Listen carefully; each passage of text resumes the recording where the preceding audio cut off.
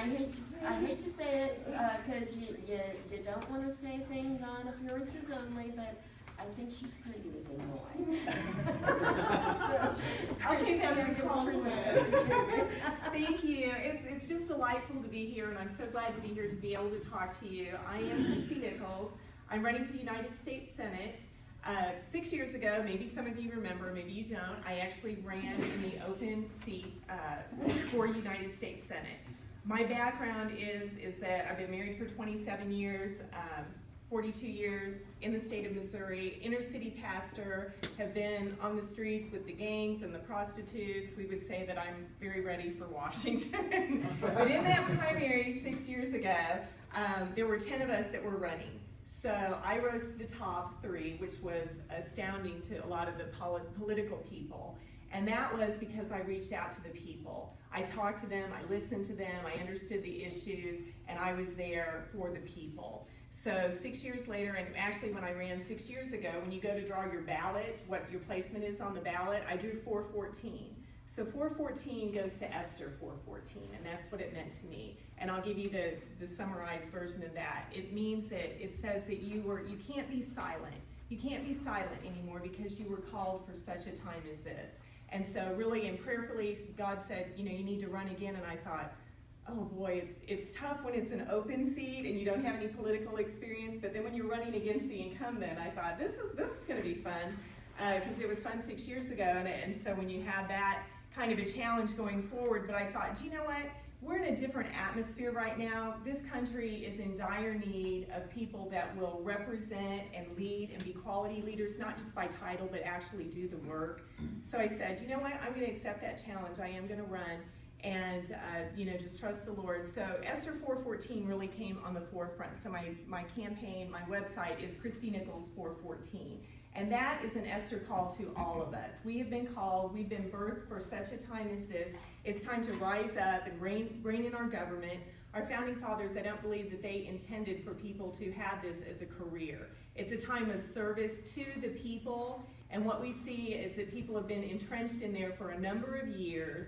And just for an example, with Roy Blunt, for the past 4 years, his net worth has increased over 1,000% in the past 4 years. The average Missourian, 12%. So I think we can understand who he's actually serving. So my background, just to give you a little bit of background, I pastored in the inner city for a number of years, and primarily we had a lot of people. I volunteered for 12 years as a pastor and a counselor. I do family and marriage counseling also, and also as an instructor and even a choir director. And what we did at the Jackson County Correctional Facility is we had career professionals that volunteered their time that were able to save the county $2.5 million each year in our services of what we provided to the residents. And it's my belief, and maybe a lot of yours too, that if we don't have a heart change with these people that come in as criminals and they learn how to be better criminals, then they're going to be back on the streets with us, terrorizing us. But if we can get a heart change and we can educate them and let them know that God has a purpose for every person. You may have gone astray. I'm not condoning any kind of criminal activity, but I do believe that God is a merciful God, and when people turn their lives around, that there can be a heart change and there can be a new beginning for them. So that's what we focused on in the 12 years, and we had an inner city church. A lot of our church members came from the jail when they got out. And I tell you, when you have people that have been, they're from broken families, they don't even know what a family is. Their family is their gang. And they find out that somebody loves them and they're willing to instruct them and willing to believe in them. I tell you, these people will fight for you. And our church, the directive that God gave me was that we were in a government facility, a community center, so we didn't have any overhead in the building. Everybody worked outside the church at a regular job. The Bible says, go ye into all the world. It doesn't say stay in the four walls of the building. So all of our leadership was all volunteer people. So we were able to put everything that came into the church, and we had a congregation of about 200 people growing. So we were able to put that back into the community. So we were able to give Bibles, teaching tapes, clothes, school supplies. We were able to provide for the community, and we had people coming into that community center. They were coming in to go to the gym or something like that, and they would see people praising and just being so happy, and they would come in and they would be part of our church. And we were able to reach out to the community and give so much back because all of the funds were going back into the community. And it was a real testimony of what God can do because they had different services like the Mayor's Christmas tree and different functions that we would go to, and they said, look, the church is here. I mean, isn't that what we want for people to say? It's like, we're so glad, you know? And it made a huge difference.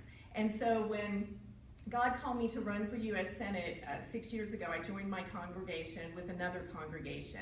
And actually, I was brought up in a Christian home, but my mother's side of the family is actually Jewish. And so I like to tell people that I'm a mix.